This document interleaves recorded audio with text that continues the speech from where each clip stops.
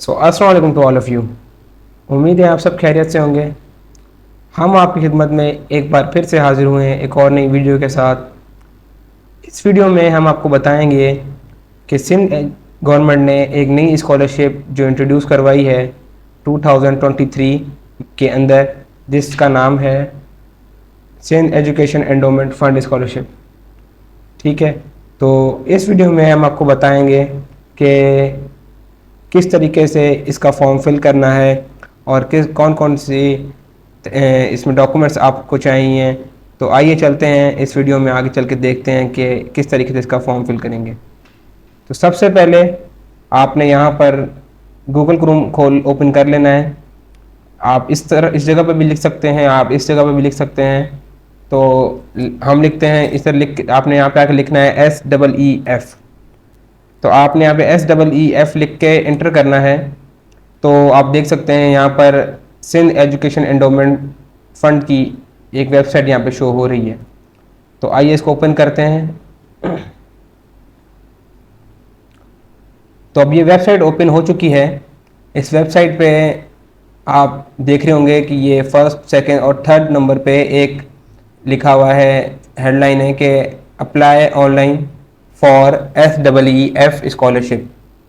तो इसका मतलब ये हुआ कि आपने ये ऑनलाइन फॉर्म है जहाँ पर SEEF का स्कॉलरशिप फॉर्म है, इसको आपने यहाँ पर जाकर फिल करना है। तो आइए चलते हैं फॉर्म की तरफ। तो इस पर क्लिक करके आप फॉर्म पे आ जाएंगे। अब ये देख सकते हैं आपके यहाँ पर ये कह रहा है कि welcome to Sindh education endowment fund scholarship program. इसके अंदर apply online for scholarship, how to fill SEEF scholarship form और लॉगिन, तीन ऑप्शन आ रहे हैं। तो हमने क्लिक करना है इस वाले पे। जो भी न्यू कैंडिडेट इस फॉर्म को फिल करेंगे तो वो जाएंगे अप्लाई ऑनलाइन फॉर स्कॉलरशिप पे। तो हम IS पे चलते हैं और देखते हैं इस फॉर्म को। तो अब ये देख सकते हैं आपके application for award of endowment fund scholarship. तो सबसे पहले ऊपर से आपको ये पढ़ के सुना देते हैं कि please read all the instruction carefully. ये इंस्ट्रक्शन में सबसे पहले इंस्ट्रक्शन है कि फाइनल ईयर, ओवरसी और self finance students are not eligible for SEEF trust scholarship. इसका मतलब ये हुआ कि फाइनल ईयर का स्टूडेंट या ओवरसीज स्टूडेंट या कोई वो स्टूडेंट जिसने सेल्फ फाइनेंस स्कीम में अपना एडमिशन लिया हो यूनिवर्सिटी के अंदर, वो इस स्कॉलरशिप में अप्लाई नहीं कर सकता। नंबर सेकंड पे आता है first year students are eligible for SEEF trust scholarship. जो कि फर्स्ट ईयर स्टूडेंट्स हैं are eligible for SEEF trust scholarship. इसका मतलब ये हुआ कि फर्स्ट ईयर में जो स्टूडेंट्स हैं वो एलिजिबल हैं इस स्कॉलरशिप के लिए, किसी भी यूनिवर्सिटी के अंदर जो हैं। नंबर थर्ड पे आता है please submit the hard copy of this form in concern department of your university. अब ये फॉर्म फिल करने के बाद इसकी एक आपको PDF जनरेट करके दी जाएगी, जो कि आप डाउनलोड करेंगे यहाँ से। तो इस डाउनलोड करने के बाद आपने उसका प्रिंट फॉर्म निकलवा के और डॉक्यूमेंट्स अटैच करके, तो वो आपने अपने कंसर्न डिपार्टमेंट, जो भी यूनिवर्सिटी का डिपार्टमेंट है कंसर्न, जो भी इस स्कॉलरशिप के मैटर को डील करता है, आपने उनको जाकर ये डॉक्यूमेंट सबमिट करवाने हैं। तो आइए चलते हैं फॉर्म की तरफ। सबसे पहले है यहाँ पर एकेडमिक इन्फॉर्मेशन। एकेडमिक इन्फॉर्मेशन में एक चीज़ आपको स्टार्टिंग में बताते चलते हैं कि जो भी स्टैरिक, मतलब ये स्टार जिस भी फील्ड के ऊपर स्टार होगा वो लाजमी मैंडेटरी है वो फिल करना आपके लिए। तो आइए देखते हैं। अप्लाई एज के अंदर हम सिलेक्ट करते हैं एज अ फ्रेश कैंडिडेट। अब फ्रेश कैंडिडेट के तौर पे हमने अप्लाई किया। यहाँ पर नंबर यूनिवर्सिटी रजिस्ट्रेशन नंबर हमने इंटर करना है यहाँ पर। अब इस जगह पे आप अपना रोल नंबर इंटर करेंगे। तो आइए अपना रोल नंबर इंटर करते हैं, चलते हैं आगे। तो ये मैंने रोल नंबर इंटर कर दिया है। अब इसके बाद चलते हैं ईयर ऑफ एडमिशन पर। अब ईयर ऑफ एडमिशन भी मैंडेटरी है। तो ईयर ऑफ एडमिशन 2022 और 2023 या 2023 और 2024। तो हम 2022 और 2023 सेलेक्ट कर लेते हैं। और इसके बाद name of university, institute, name of university हम कर लेते हैं कायदे engineering science and technology Nawabshah. इसके बाद सिलेक्ट ग्रेड सिस्टम। मोस्टली आपको पता है कि यूनिवर्सिटीज़ के अंदर ग्रेडिंग सिस्टम जो होता है वो होता है CGPA सिस्टम। तो हम CGPA यहाँ पे सिलेक्ट कर लेते हैं। और यहाँ पे डिसिप्लिन, डिसिप्लिन का मतलब ये हुआ कि किस फील्ड में आपने ये फॉर्म, आपका कौन सा डिपार्टमेंट है। तो आप देख सकते हैं यहाँ पे सारे डिपार्टमेंट्स हैं। कुछ डिपार्टमेंट्स जो हिडन है यहाँ पे वो किसी और मेजर फील्ड में लाए कर रहे होते हैं, इस वजह से वो यहाँ पे मैं शो नहीं किए गए। जिस तरह के इंजीनियरिंग में सारे इंजीनियरिंग डिपार्टमेंट आ गए। अब कुछ साइंस के डिपार्टमेंट जिस तरह इंग्लिश हो गया, मैथ्स हो गया, तो वो सोशल साइंसेज के डिपार्टमेंट्स आ गए। और आईटी जिस तरह का आपको बताया कि आईटी खुद एक डिपार्टमेंट है। तो हम चले यहाँ पे आईटी सेलेक्ट कर लेते हैं। उसके बाद यहाँ पर एंटर CGPA, जो भी आपकी लास्ट टर्म में CGPA आई है आपने यहाँ पर वो एंटर करनी है। तो लास्ट टर्म में जो भी CGPA आई है तो आप CGPA एंटर करेंगे अपनी। अगर आप सेकंड टर्म में, सेकंड ईयर में हैं तो आपने फर्स्ट ईयर की CGPA देनी है। और अगर आप थर्ड ईयर में हैं तो आपने सेकंड ईयर की CGPA देनी है। मतलब जो भी लास्ट CGPA आपकी आई तो आपने वो यहाँ पे एंटर करनी है। तो मैं यहाँ पे CGPA एंटर कर देता हूँ। उसके बाद आगे चलते हैं पर्सनल इन्फॉर्मेशन पे। पर्सनल इन्फॉर्मेशन में आपने अपना नाम एंटर करना है यहाँ पे। उसके बाद आपने यहाँ पर लास्ट नेम एंटर करना है। लास्ट नेम आपकी कास्ट भी हो सकती है। उसके बाद फादर गार्जियन नेम एंटर करना है। मैं यहाँ पे अपना एंटर कर देता हूँ, फादर गार्जियन नेम। अच्छा, CNIC नंबर। अब यहाँ आप CNIC नंबर देख सकते हैं, यहाँ पे फॉर्मेट है एक कि जिस तरह के 5 डिजिट के बाद आपने हाइफन देना है और फिर 7 डिजिट के बाद आपने हाइफन देना है। तो आपने बिल्कुल यही पैटर्न फॉलो करना है। तो मैं यहाँ पे एंटर करता हूँ -1।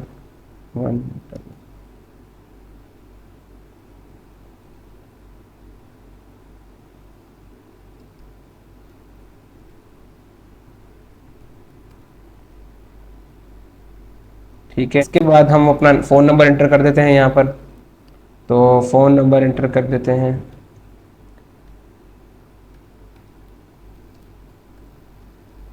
उसके बाद हम अपना फ़ोन नंबर रेजिडेंसी, अब रेजिडेंसी का फ़ोन नंबर, इस जगह पे अगर आपके पास लैंडलाइन या PTCL वगैरह लगा है ठीक है, वरना उसके अलावा अपना फ़ोन नंबर भी दे सकते हैं।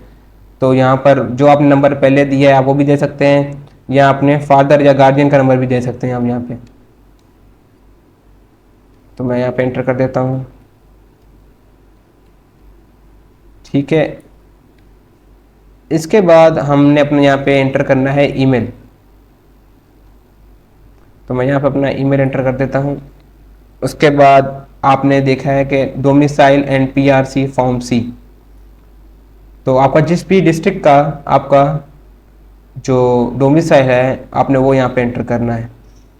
तो मैं अपना डोमिसाइल जिधर का है वहाँ का एंटर कर देता हूँ।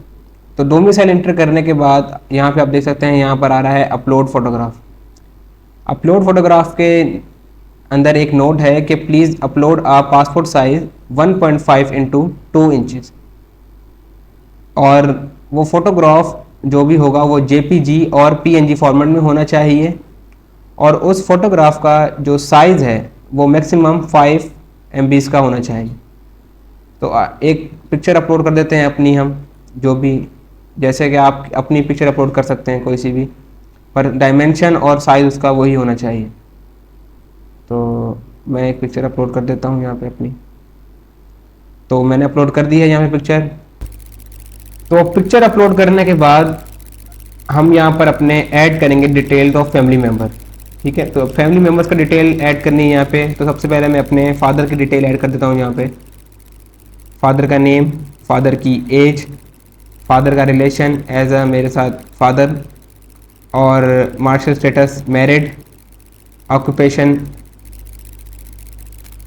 मैंने यहाँ पे एंटर कर दिया ऑक्यूपेशन, कि ऑक्यूपेशन में वो क्या करते हैं। अगर रिटायर है तो रिटायर्ड, अगर जॉब करते हैं तो वहाँ पे आएगा जॉब, या जो भी ऑक्यूपेशन वहाँ पर होगा उनका वो आपने यहाँ मेंशन करना है।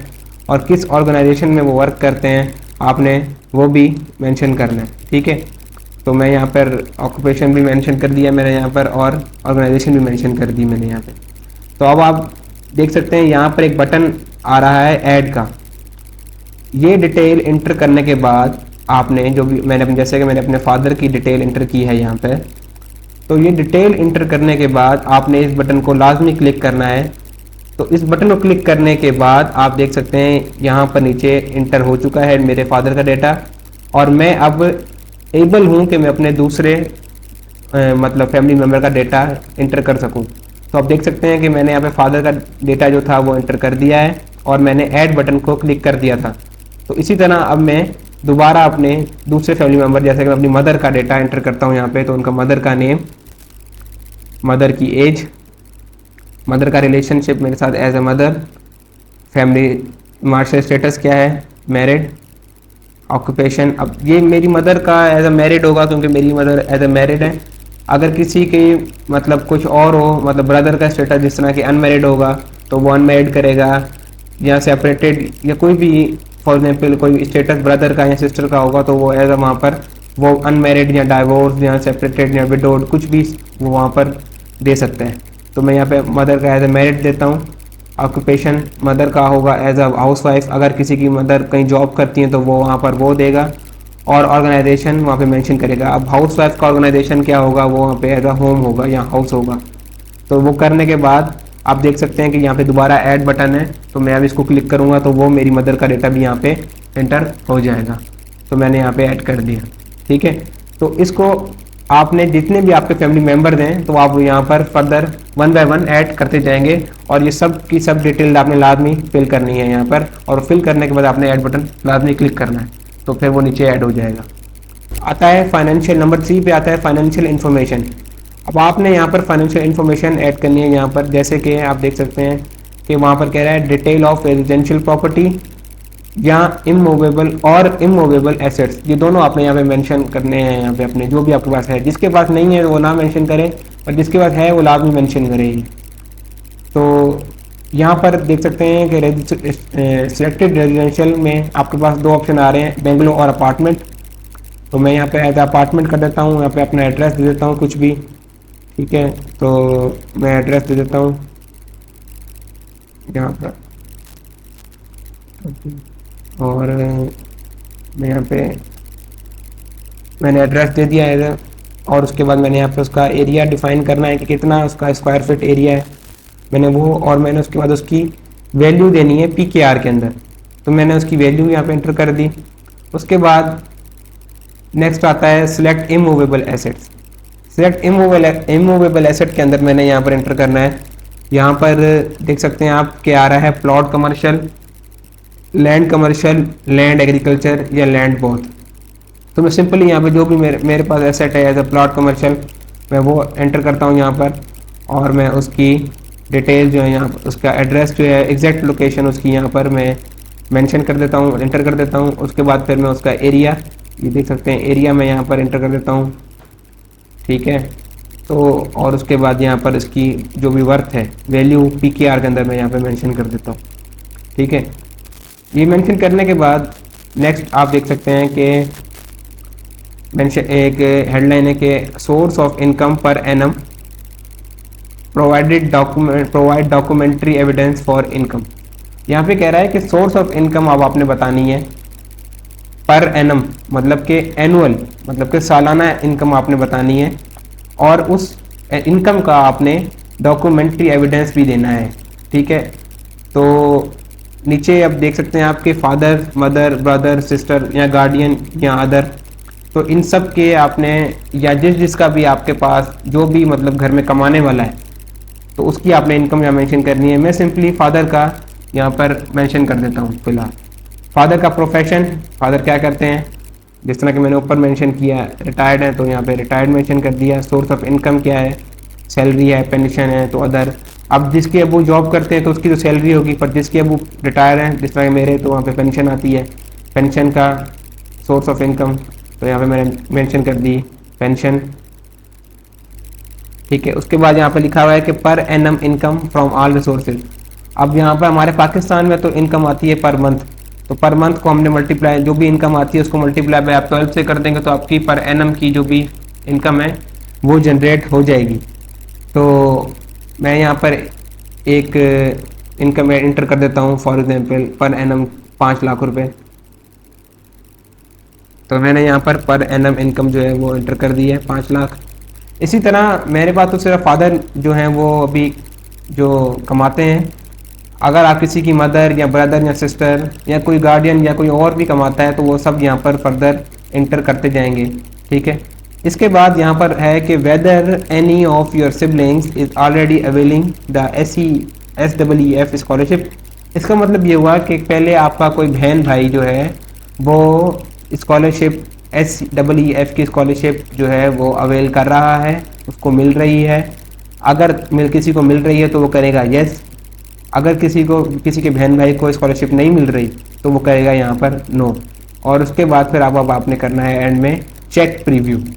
चेक प्रीव्यू करते ही हमारे पास कोई एरर नहीं आया, मतलब कोई डिटेल हमने गलत नहीं फिल की थी, तो हम आगे आ गए हैं इसमें रिक्वायर्ड डॉक्यूमेंट्स के अंदर। रिक्वायर्ड अगर किसी की गलती कोई होगी तो वो चेक प्रीव्यू के बाद अगर कोई गलती होगी तो वो आपको ऊपर उस एरर पे ले जाएगा।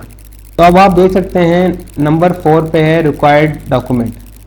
रिक्वायर्ड डॉक्यूमेंट में आप देख रहे हैं यहाँ पे कि कॉपी ऑफ नंबर 1 पे है copy of student identity card of the university institute.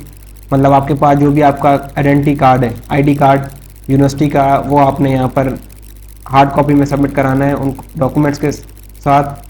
मतलब ये डॉक्यूमेंट रिक्वायर्ड है आपको।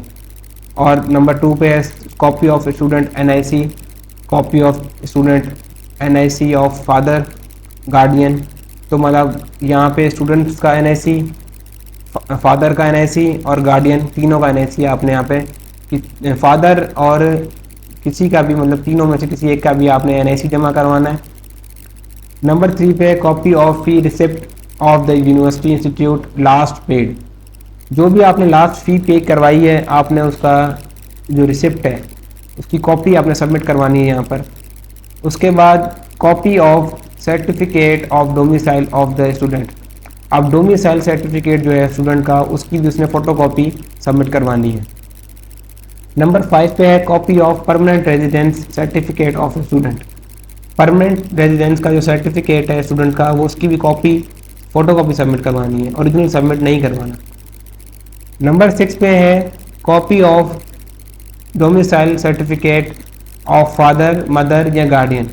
मदर फादर का या गार्डियन का डोमिसाइल सर्टिफिकेट की भी फोटोकॉपी सबमिट करवानी है। उसके बाद है नंबर 7 पे copy of academic certificate including marksheet of previous year. Previous year जैसा कि आपको ऊपर बताया था, जो आपने अपने CGPA एंटर की थी प्रीवियस ईयर की, तो आपने वही मार्कशीट यहाँ पर उसकी फ़ोटोकॉपी आपने यहाँ पर सबमिट करवानी है। उसके बाद copy of house document being the evidence of residence rent document. अब आपने यहाँ पर अपने घर के जो डॉक्यूमेंट्स हैं, रेजिडेंस के एविडेंस है या कोई रेंट का डॉक्यूमेंट है, वो आपने यहाँ पर फोटोकॉपी सबमिट करवानी है। नंबर 9 पर है original salary slip of father guardian if employed in government या सेमी गवर्नमेंट या प्राइवेट ऑर्गेनाइजेशन। तो यहाँ पे ये लिखा हुआ है कि ओरिजिनल स्लिप देनी है, सैलरी स्लिप। तो अब यहाँ पे जो इनकम सर्टिफिकेट है वो भी इसी तरह होगा, पर यहाँ पर आप देख सकते हैं कि जिसके अबू लेबरर हैं तो वो यहाँ पर मुख्तियारकार ऑफिस से सैलरी स्लिप जो है वो बनवाकर या इनकम सर्टिफिकेट बनवाकर वो शेयर करेगा ओरिजिनल। वो ओरिजिनल आपने सबमिट करवानी है। और जिसके अब वो गवर्नमेंट एम्प्लॉय हैं, वो जॉब वगैरह करते हैं, तो वो यहाँ पर अपनी इनकम स्लिप या सैलरी स्लिप जो है वो सबमिट करवाएंगे ओरिजिनल। अच्छा, इसके बाद नंबर 10 पे है original income certificate issued by मुख्तियार का revenue of concern district in case father guardian is a non salary person. अब जो नॉन सैलरी पर्सन, जिस तरह मैंने पहले आपको बताया कि नॉन सैलरी पर्सन जो भी होंगे, फादर है या गार्डियन है, तो उसकी नॉन सैलरी पर्सन जो भी है उसका सर्टिफिकेट बनेगा इनकम सर्टिफिकेट, जो कि मुख्तियार कर रेवेन्यू डिपार्टमेंट से इशू करते हैं, तो वो आपने वो सबमिट करवाना है। अब नॉन सैलरी पर्सन में बिजनेसमैन भी आ जाते हैं, लैंडलॉर्ड भी आ जाते हैं, along with bank statement of last 6 month of personal and business account. तो उसमें आपने बैंक स्टेटमेंट देनी है लास्ट 6 मंथ्स की of personal and business account, business account की या पर्सनल अकाउंट की लास्ट 6 मंथ्स की आपने वो सबमिट करवानी है बैंक स्टेटमेंट। नंबर 11 पे आता है original copy of income asset assessment return of income Delhi issued by income tax department government of Pakistan. तो अब आपने इनकम एसेट या return of income Delhi issued by income tax department, income tax department से या copy of income asset original आपने submit करवाना है यहाँ पर। और नंबर 12 पे है copy of utility bills, electricity, gas, telephone last paid, जो भी लास्ट आपने पेड किया होगा तो वो आपने उसकी कॉपी बिल, वो उसकी आपने कॉपी सबमिट करवानी है यहाँ पर। नंबर 13 पे आता है original affidavit on ₹50 stamp paper. Last में अब आपको एक एफिडेविट भी मिलेगा, वो आपने यहाँ पे सैम्पल एफिडेविट के नाम से देख सकते हैं, वो आपने डाउनलोड करके ₹50 के स्टैम्प पेपर पे उसको प्रिंट आउट करवा के वो भी सबमिट करवाना है, रिक्वायर्ड डॉक्यूमेंट्स में वो भी शामिल है। नंबर 14 लास्ट जो है वो है incomplete application will not be consider. इन सब डॉक्यूमेंट्स में से कोई चीज़ कम हुई या कोई ऊपर डिटेल आपने सही ना फिल की हुई या कोई चीज़ इनकम्प्लीट आपकी रह गई एप्लीकेशन फॉर्म में, तो वो फॉर्म कंसिडर नहीं किया जाएगा, वो एप्लीकेशन कंसिडर नहीं की जाएगी। तो इस चीज़ का बहुत ध्यान रखिएगा। अब नंबर 5 पे है download sample affidavit. Download sample affidavit में आता हमारे पास है सैम्पल एफिडेविट, इस पर क्लिक करके आपने ये एफिडेविट का जो सैम्पल है वो डाउनलोड कर लेना है और उसको ₹50 वाले स्टैम्प पेपर पे प्रिंट कर लेना है, ठीक है। इसके बाद है एडिट। एडिट पे आपने बटन पे क्लिक करना है। अगर आपको लगता है कि ऊपर कोई गलती रह गई है आपकी या कोई मिस्टेक आपने कर दी है तो वो आप यहाँ जाके एडिट कर सकते हैं। इसके बाद है आखिर में हमारे बटन सबमिट एंड डाउनलोड। हम इस फॉर्म को सबमिट कर देते हैं और सबमिट करने के बाद ये डाउनलोड इसकी हमारा जो ये फॉर्म है वो डाउनलोड हो जाएगा हमारे पास सॉफ्ट कॉपी में। तो इस सॉफ्ट कॉपी को हमने प्रिंट करवा लेना है हार्ड कॉपी में और वो डॉक्यूमेंट्स के साथ अटैच करवा कर और साथ में एफिडेविट भी हमने साथ में अटैच करके ये हमने अपने कंसर्न डिपार्टमेंट जो भी यूनिवर्सिटी का उसमें सबमिट करवाना है। तो अब तक के लिए इतना ही, बहुत शुक्रिया, दुआ में याद रखिएगा। थैंक यू, अल्लाह हाफिज़।